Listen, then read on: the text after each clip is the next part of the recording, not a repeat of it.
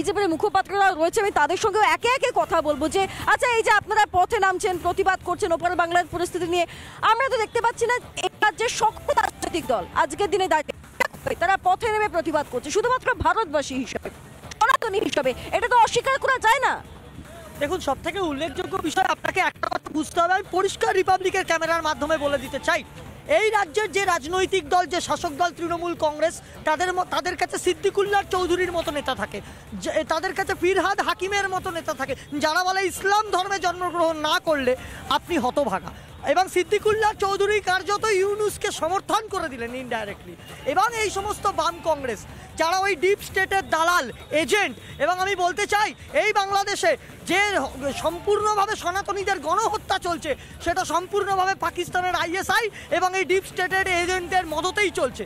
আগামী দিনে আজকে এই যে মহারাজজি যে শঙ্খের ধ্বনি দিলেন, শঙ্খের ধ্বনি মানে কিন্তু শুধু শান্তি নয়, শঙ্খের ধ্বনি মানে অধর্মের বিনাশ শুরু হলো।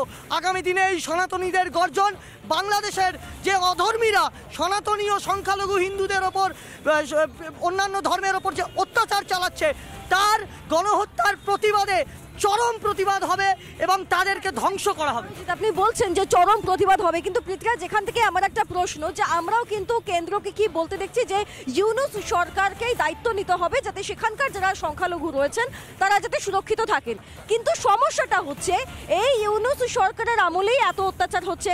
তারা যদি ইসকনের কোনো অনুষ্ঠানে আসতে চান, আমরা দেখেছি যে আমরা যেটা সূত্র মারফত খবর পেয়েছি তাদেরকে আটকে দেওয়া হয়েছে, এবং এটা তো প্রশাসন ছাড়া অন্য কেউ করতে পারে না, কোনো সাধারণ মানুষ এসে কাউকে আটকাতে পারে না, এটা প্রশাসনিকভাবেই আটকানো হচ্ছে। তাহলে উপায়টা কি? দেখুন, একমাত্র ভারতবর্ষ ছিল এবং ভারতবর্ষের বিদেশ মন্ত্র কূটনৈতিক চাপ সৃষ্টি করেছে বলেই এখনও অবধি সেখানকার ইসকনকে নিষিদ্ধ ঘোষণা করতে পারেনি সেখানকার অ্যাটর্নি জেনারেল, এবং সারা 206টা দেশের মধ্যে একমাত্র ভারতবর্ষ যিনি প্রথম আওয়াজ তুলেছে। আর আপনি যেই মাটিতে দাঁড়িয়ে আছেন ওইখানে যেমন ইউনুস সরকার, এখানে তেমন মমতার সরকার।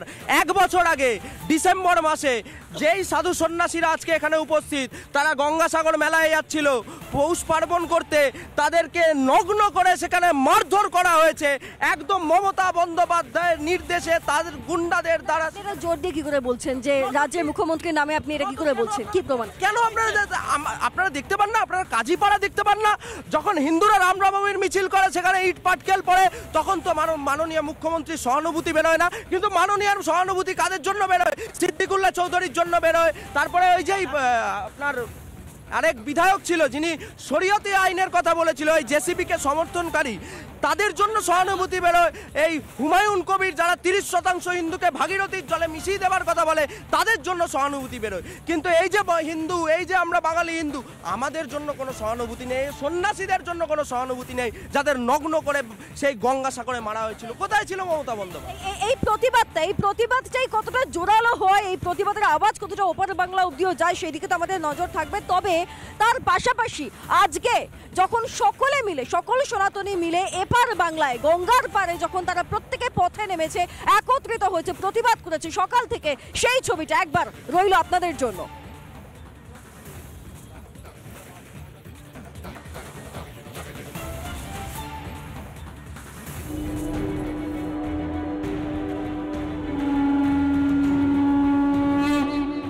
আগেও শুভেন্দু অধিকারীর নেতৃত্বে পেট্রাপোল সীমান্তে, অর্থাৎ পেট্রাপোল বেনাপোল সীমান্তে সেখানেও কিন্তু একটি বড় কার্যত সভা সংগঠিত তারা করেছিলেন। আজকে রানী রাসমণি থেকে প্রথমে পুলিশের অনুমতি পাওয়া যায়নি, শেষে হাইকোর্ট পর্যন্ত জল গড়ায় এবং হাইকোর্টের অনুমতি নিয়ে আজকের এই সভা।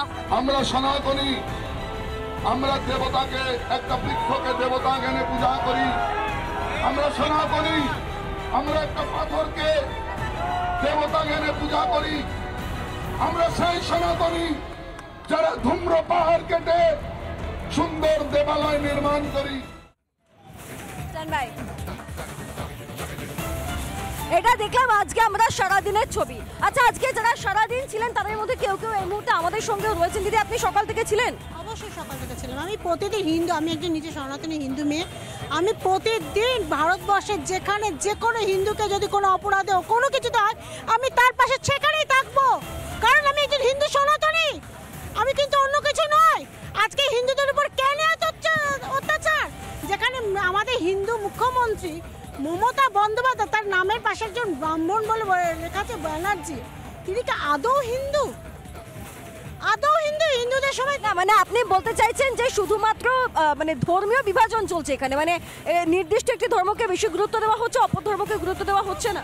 অবশ্যই সেটাই করা হচ্ছে। তো মমতা বন্দ্যোপাধ্যায় তো বলছেন যে ওপার বাংলায় সংখ্যালঘুরা আক্রান্ত হচ্ছে, আমি এটা প্রতিবাদ জানাচ্ছি, কেন্দ্রীয় সরকার যা সিদ্ধান্ত নেবে সেটাতেই আমরা মেনে নেব। কোথায়? তিনি তো বিধানসভায় বলেছেন। ওইটুকু উনি মাঠে নামুক, উনি যে কোনো বর্ডারে যান, বর্ডারে কি বর্ডার সিল করে দেখান, উনি বর্ডারের মুখে দাঁড়িয়ে বলুন যে আমি বর্ডারটা সিল করলাম, এখান থেকে কোনো পাচার হবে না। উনি একবার তো করুক, করে দেখা। বাবরি মসজিদের যে রায় সুপ্রিম কোর্ট দিয়েছে, সেই বাবরি মসজিদ নিয়ে সুপ্রিম কোর্টের রায়কে অমান্য করে উনি মন্তব্য করেন, কিন্তু যখন বাংলাদেশে গণহত্যা হয়, হিন্দু গণহত্যা হয়, তখন উনি একটাও মুখ খোলেন না। বাংলাদেশের এক হুজুর এই রাজ্যের মুখ্যমন্ত্রী মাননীয় মমতা বন্দ্যোপাধ্যায়কে নিয়ে বাজে কথা বলেছিলেন, আমরা তার প্রতিবাদ জানাই, কারণ আমাদের সাথে রাজনৈতিক ভারতবর্ষের লোক, কিন্তু উনি এতটাই নীরব তোষণ নীতি করতে ভোট ব্যাংকের জন্য, উনি সম্পূর্ণভাবে এই মৌলবাদীদের সমর্থন করেন, এই ধ্বংসাত্মক রাজনীতিকে সমর্থন করেন। এটা আমরা ঘৃণা হচ্ছে একজন ব্যানার্জি টাইটেল নিয়ে মমতা বন্দ্যোপাধ্যায়ের সাংসদ বলছে যে কোনো একটা জায়গায় 15-20 জন মুসলমান মিলে কিছুদিন বসে, সেখানে 10-12 দিন বসে নামাজ পড়লে সেটা ওয়াকফ সম্পত্তি হয়ে যায়। আমার মনে হয় যে ওনার ব্যানার্জি টাইটেলটা ছেড়ে হয় হুসেন নয় শেখ টাইটেল নিয়ে নেওয়া উচিত। আর দ্বিতীয় কথা লাস্ট কথা বলেছি, আমরা দেখতে পাই যখন ইসরায়েল প্যালেস্টাইন যুদ্ধ হয় তখন বামেরা নেমে পড়ে ইসরায়েল প্যালেস্টাইন নিয়ে, কিন্তু বাংলাদেশে যখন হিন্দুরা আক্রান্ত হচ্ছে তখন একটা বাম নেতাকেও নেমে দেখতে পারলাম না যে বাংলাদেশের হিন্দুদের নিয়ে প্রতিবাদ করলো।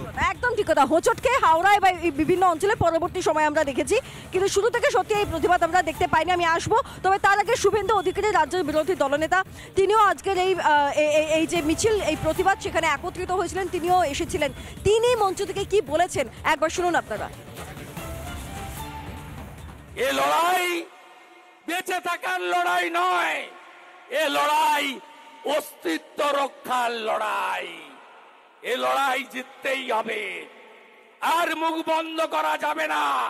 গতকাল বাংলাদেশ থেকে বলা হয়েছে ওরা কি চট্টগ্রাম নিয়ে নেবে, আমরা চাইলে পশ্চিমবঙ্গ নেব। নানা ধরনের কন্টেন্ট দেখার জন্য লাইক করুন, শেয়ার করুন আমাদের ফেসবুক পেজ, সাবস্ক্রাইব করুন আমাদের ইউটিউব চ্যানেল, পাশাপাশি অন্যান্য ব্রেকিং নিউজের জন্য অবশ্যই চোখ রাখুন রিপাবলিক বাংলায়।